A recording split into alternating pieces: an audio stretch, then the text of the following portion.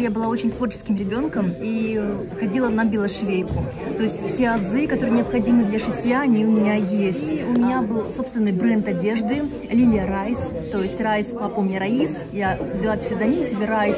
То есть новая энергия, да, вот в таком плане.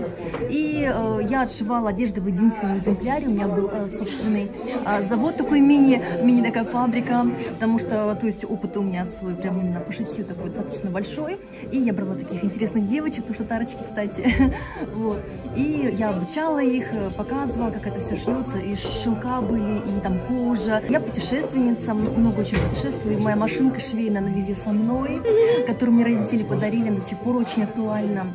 И вот, наверное, вот это вот шитье, где вот всевозможное, это мне очень отзывается. 17-й, скорее всего, год. Да, я пришла в ансамбль Йылдыз, увидела на Сабантуе, что такие все красивые, творческие. Я пришла в этот ансамбль, и, наверное, вот моя такой новый виток уже в татарском направлении пошел. Да, мы отшиваем туфаки, все, что было сшито, это сшито руками, да, руководителя и моими.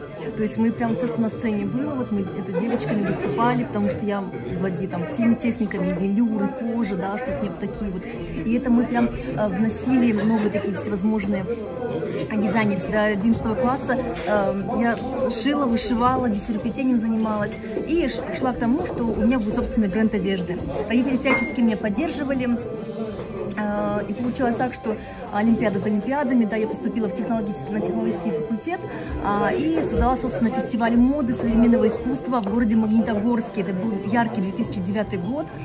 Мой фестиваль стал отборочным туром для наших дизайнеров, модельеров Челябинской области, фотографов Челябинской области и мастеров по боди-арту.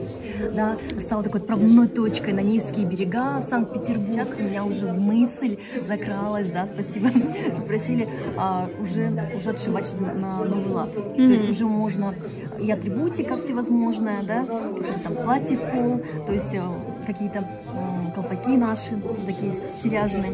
И у меня и на дочь, у меня тоже был бренд «Мама-дочь», и вот это очень здорово, когда в татарском, да, например, мама выходит, доченька выходит, то есть это будет очень здорово.